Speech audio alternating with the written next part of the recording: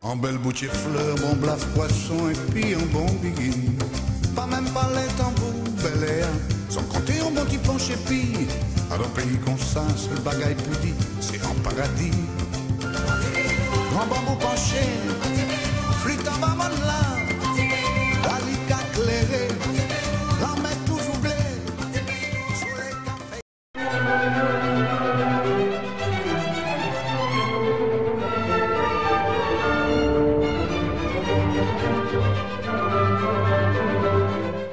Au domaine de la pagerie aux Trois-Îlets, ouvert tous les jours, vous avez des guides conférenciers ou des guides conférencières, dont Carole Béringue. Bonjour Carole. Bonjour.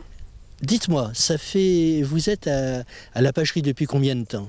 Ça fera bientôt 9 ans. De 9 ans. Et vous êtes de quelle commune? De Sainte-Anne. Sainte-Anne, c'est un petit peu plus loin que... Oui, oui. Alors, qu'est-ce qui vous a amené à être guide conférencière à la pagerie? L'histoire, surtout. Joséphine, c'est une créole.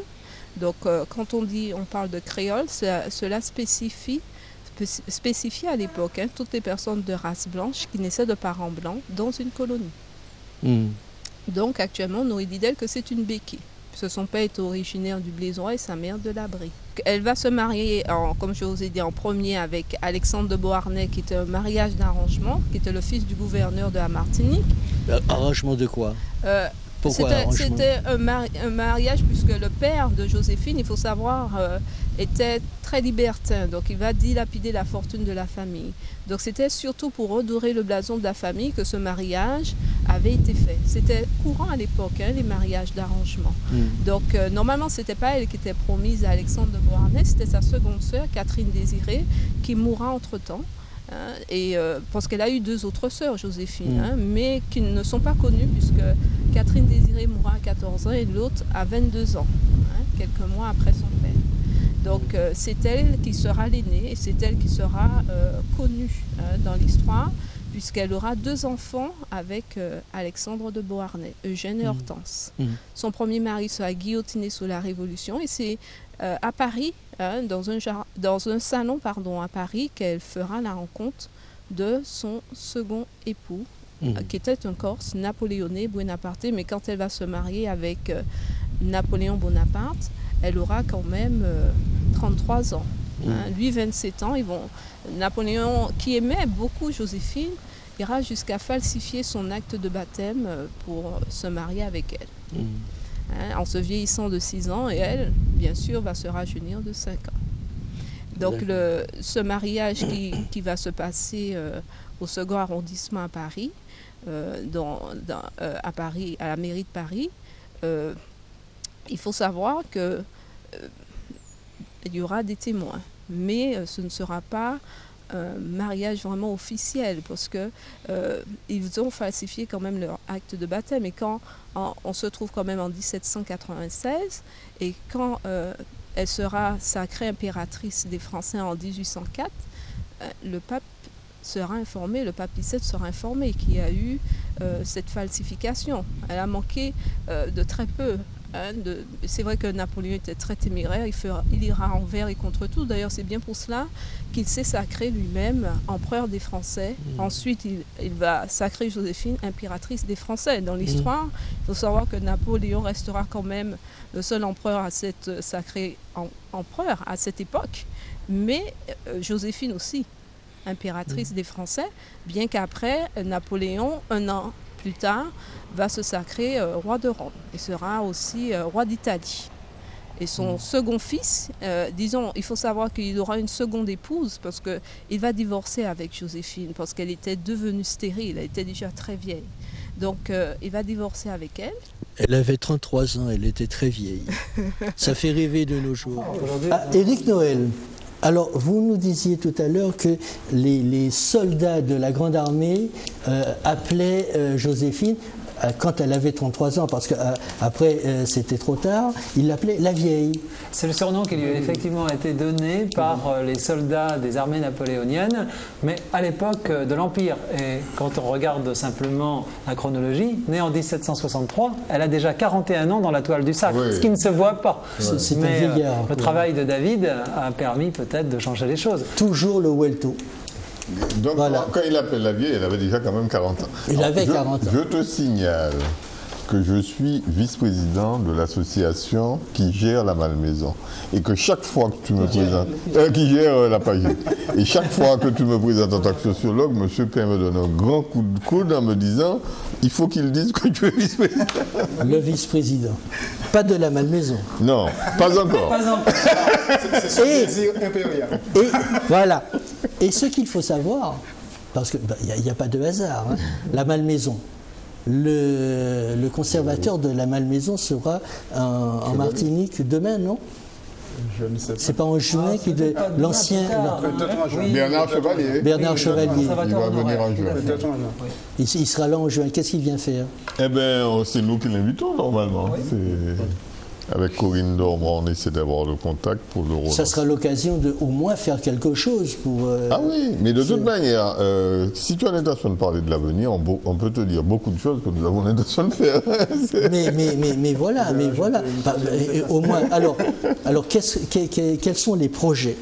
Alors, dans l'immédiat, la semaine, le 24 normalement, mais en même temps on nous dit que comme c'est les élections européennes, peut-être qu'on va changer la date, il y aura un symposium sur l'esclavage et l'abolition en gros. Et autour du 22 mai donc. Mais on va le faire avec un certain nombre de personnes qui ont déjà travaillé sur cette thématique. D'ailleurs, on va vous solliciter. Et symposium qui sera animé et coordonné par Serge.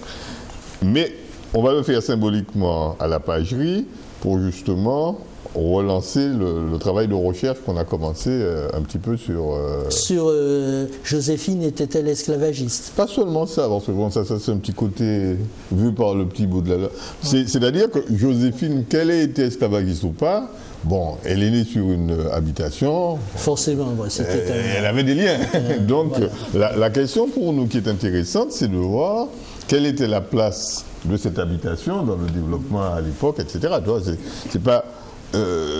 bon, je parle pour des historiens, mais nous, ce serait plus un point de vue de l'histoire plutôt que des petites histoires. Bien sûr, bien sûr. Alors, au chapitre des oublis qu'il faut rattraper, j'ai oublié de noter que Joséphine était grand-maître, c'est ça?